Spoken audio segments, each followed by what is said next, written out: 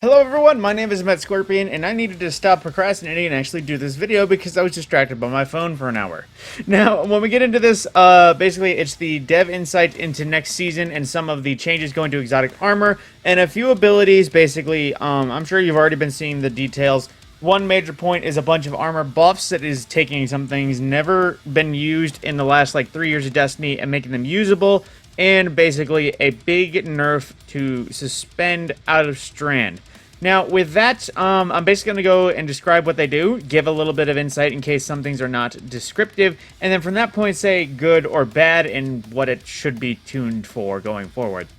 Now, pretty much going forward, starting with Hunters and Exotic Armor. Knucklehead Radar. The functionality of the Foe Tracer exotic helmet has been completely removed from that exotic and added to Knucklehead Radar on top of its existing benefits. So basically, everything that made Foe Tracer good is now present on Knucklehead Radar, and Foe Tracer was reworked.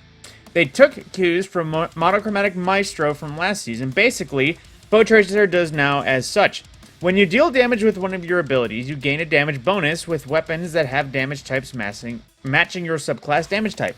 Additionally, when you defeat an enemy you've damaged with one of your abilities, either with another ability or with a weapon matching your subclass, you will spawn one of the collective objects associated with your subclass. So if you're running an arc subclass and running an arc weapon, you would spawn an ionic trace. Same thing for solar and solar weaponry and solar subclasses.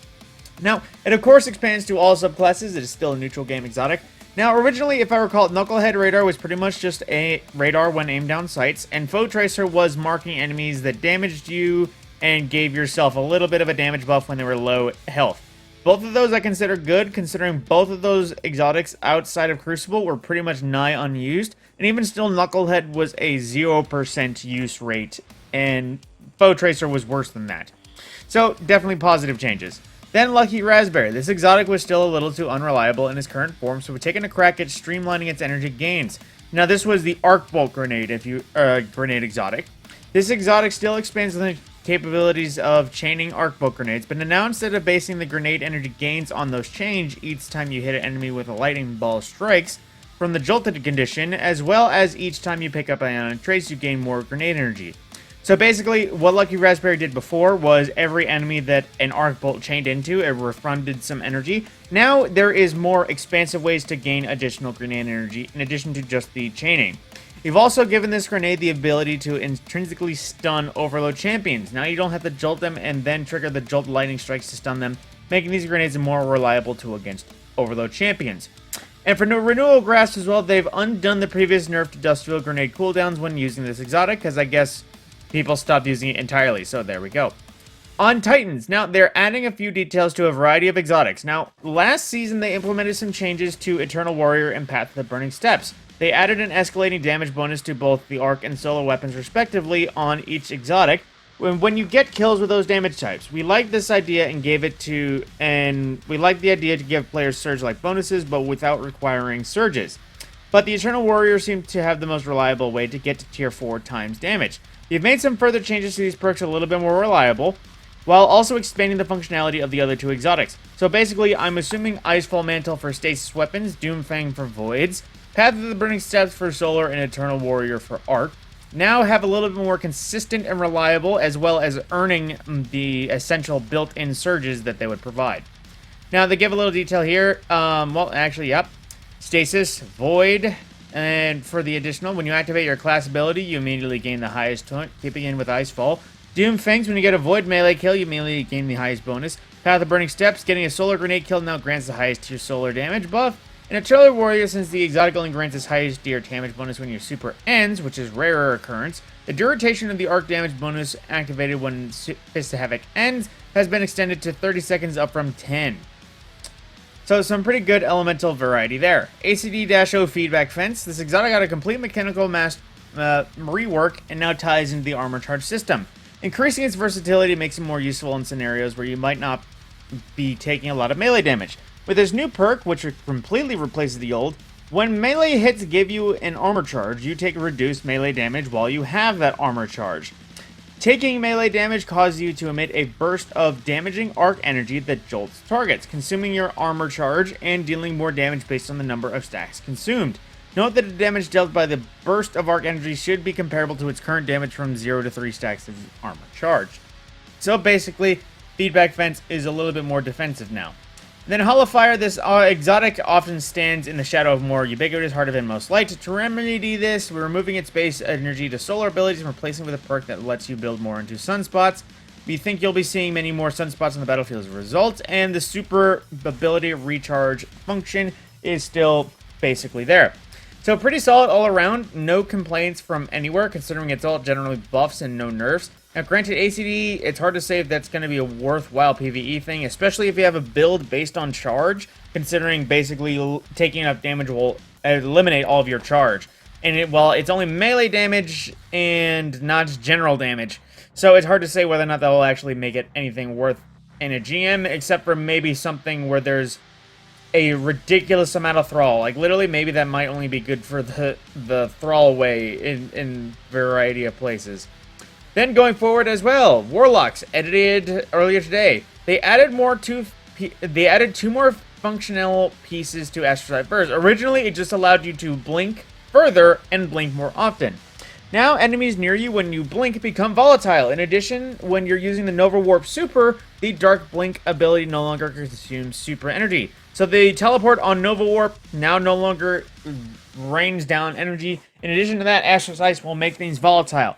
Now, granted, compared to Nezarac's Wisp or Nezarac's Sin, or a variety of other, just void-based Warlock stuff, it's hard to say if making them volatile on Blink is going to be something worth it. Now, PvP might be something different, considering that most people go for the movement rounds on PvP, but otherwise there. Now, for Geomech stabilizers on Arc Warlock, people have been, of course, giving feedback. They want back the top-off super energy by sprinting. Now, while that is not being introduced, instead they wanted to give players more ways to gain super energy, no matter how charged their super is. Now, picking up Ionic Traces while wearing this exotic will grant Guardians additional super energy, in addition to what it already did. So better damage on the super of Chaos Reach, and more just general Arc energy anyways, and of course, Arc Warlocks are probably the best at making Ionic Traces, so that works out in the end for a probable good chaining build. Now, Wings of Sacred Dawn. Basically, we wanted players to stay aloft longer, especially in target-rich PvE environments. Typically, reloading was the main cause for the float to end. This exotic now automatically reloads solar weapons, including the weapon you are holding, from reserves each time you get a kill while aiming down sights. They also say try it with Xenophage, but considering you only really have one mag's worth of full ammo, it's hard to say if that will work out well. Then Winter's Guile. Due to the nature of the Stasis Warlock's melee ability, this exotic was previously a disappointing choice for that subclass. We added a new perk to this one, specifically for when you're playing your Stasis subclass. Now combatants encased by your Penumbral Blast will automatically shatter after a short delay. So in addition to the melee damage bonus, there's now that little bit of stasis functionality too. And as with any changes they make, they're going to be watching the data and feedback carefully and making additional tuning changes accordingly. Like if something is way too busted, they might tone it back a little bit. Or if things just still aren't good, then they might add a little bit down the line. Now some changes to abilities in general, ending all the exotic armor changes, now going into abilities. So, something they want to get out on the front page. They're reducing the uptime and potency of barricade abilities, particularly for high-level PvP activities. Reducing the potency of Striker Titan in high-level PvP, both in neutral game and when supers come up. Correcting the one-size-fits-all nature of Suspend in the Combat Sandbox, and rebranding our Strand Fragment suites to bring up some underperforming options and normalize the potency of overperformers. Now, starting with Barricade, they're making some changes that's basically focused for, like, Trials, Iron Banner, Comp, just to change things, and hopefully that it is just those points that are affected. The Tall Barricade base cooldown has been increased from 48 to 70 seconds. The maximum health of all barricades have been reduced by 100 points, and damage distances versus PvE combatants increased to compensate. Basically, mainly PvP change, so hopefully it doesn't end up too bad. And I know it's an hard argument just because barricades are what makes, or is a Titan trait, and it's hard to say if changing that will be too bad of a nerf, but, you know, at the same time, if they're going to consider making the nerf, it must be oppressive in the high end. Then, as well, changing some details with Thunder Crash. Now, Thunder Crash, while being a Nova Bomb-esque burst damage super, if you use it right in PvP, you can do a few extra kills on the way to the big explosion. So, in low skill environments, this doesn't matter, but in high end, they changed it a little bit. They increase its base cooldown from 500 to 556 seconds, matching the majority of roaming super rosters. Obviously, because if a Thunder Crash goes well enough, you can kill the entire enemy team before ever landing the first time. So that's kind of not that bad of a change. Then Knockout. If you don't know what Knockout does, basically when you hurt something well enough or when you are hurt enough, your melee becomes arc infused and you get some damage bonuses and damage range and a variety of other things that basically makes Knockout super easy to use in Crucible. Now they reduced the damage bonus versus players from 50 to 30, so hopefully that reins it in a little bit, although the thing that makes Knockout broken is still the lunge distance and how quickly it seems like melees go off in addition to everything. Full disclosure, I feel like if they want to nerf something, they have to fix the thing where people in Crucible can get off a shotgun shot after sprinting, but they get off the shot so quick enough that they still hit the button that you can blast somebody with a shotgun, and if they live, you can immediately follow it up with a shoulder charge, which is 9 times out of 10 a cleanup. I feel like Knockout needs to kind of lose its damage lunge range, even though that kind of removes what makes it special, but that's kind of what makes it broken anyways. And also changing it so that you can't shoulder charge right after doing a separate action, because being able to change a shoulder charge after doing something other than sprinting is kind of bullshit. Now, Strand. Now some things they are changing. Basically, if you didn't know, Suspend is considered a skeleton key that solves most combat problems of all types. Its current duration heavily steps on the toes of Stasis Freeze, which we want to keep as the highest potency disable in the sandbox. The uptime of suspending atoms doesn't allow for meaningful players' decision-making when choosing and where to place a hard disable. To address these problems, they are making a suite of changes across both Suspend and the supporting atoms to better carve it out as a healthier role for Suspend in the sandbox. Basically, they're making it so that Suspend isn't the go-to and other things have options. So, for Suspend, the damages. Reduced base strand duration versus non-PvE combatants, or non-champion PvE combatants, from 8 seconds to 5. Thread continuity now extends its duration to 7 seconds, down from 12. So you can only top out at suspending regular things for 7 seconds. Now, the reduced suspended duration against champions are down to 3 seconds, 4 seconds with threaded continuity, and they also increase the snap damage dealt to suspend boss combatants by 67%. I'm not sure what that means. It doesn't have a good description. I don't know if that's when suspend is applied or when things break out of suspend. I have no idea. But then also, Threat of Mind reduces class ability gain based on the tier of target defeated. So basically, if you don't know what Threat of Mind was, it was the one that where suspended targets were defeated, you gain class ability. Now, making it less potent depending on each champion or each type of enemies. Basically, minors only give 10% ability energy, majors only give 15%, and bosses only give 25%.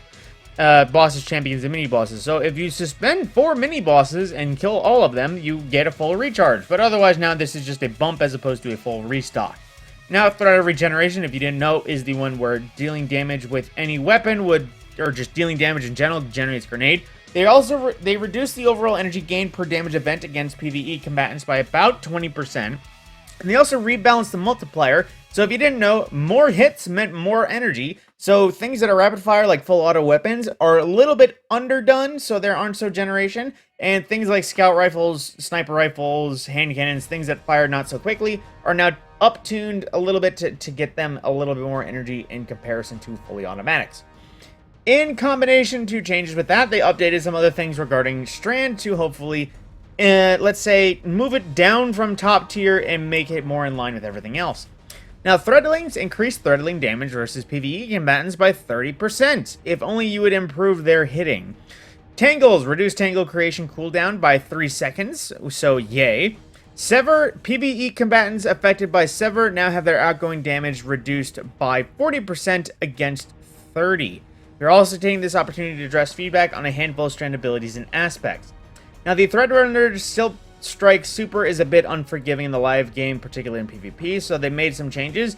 They increased its damage distance from 40% to 45%, reduced suppression time between Silk Strike Super air attacks, and reduced vertical lift provided by Silk Strike Heavy air attack to reduce instances of missing primary target. Threaded Spectre increases Threaded Spectre's lifeline from 10 to 12 seconds, increased its health against PvE combatants. The Threaded Spectre now takes longer to detect by nearby PvE combatants at the beginning of its lifetime. PvE combatants now more consistently focus on the Threaded Spectre instead of the Hunter, and allied players no longer have reticle magnetism toward Threaded Spectre. Then, as well, for Warlocks, the Wanderer aspect, where a Tangle will release a sticky suspending detonation afterward. Destroying the Tangle as well will create the delayed suspending detonation. They increase the detonation radius from 6 to 7 meters in PvE environments, and also increase Thrown Wanderer Tangle damage detonation to match standard Tangles. Now, Grapple, they also made an update so that basically if you are in a grapple, the grapple melee will always work ahead of anything else you have. So, all those cases where you grappled on something right in front of you only flew for a millisecond, but then still wanted to grapple melee, now you can, because it won't do whatever other things you have. Now, they adjusted some things. The Thread of Propagation no longer gets a strength, or now gets a strength buff. Continuity doesn't get a strength buff. Thread of Wisdom no longer requires a precision kill to activate the orb it grants. Thread of Isolation reduces the number of precision hits required to activate its Severing Burst. And then Thread of Rebirth makes the Threadling spawn based on the element of enemy killed. Basically, small things give only 1 Threadling, yellow things give you 2, and anything bigger than that will give you 3. So hopefully more Threadling armies out in the wild. Now that is a broad majority of everything that has changed, so going back to a few things just to recap them. I would say for the armor, Hunters, all good changes. There's nothing that seems like it's going to break anything, especially for Knucklehead and Foe Tracer, considering they're literally off the charts unused. For Titans, same thing, just because a few things got a little bit extra bits, and while Eternal Warrior might have been reined in a little bit, it also got a buff in comparison, so there's good all-around things here, so possibly more Surge uses.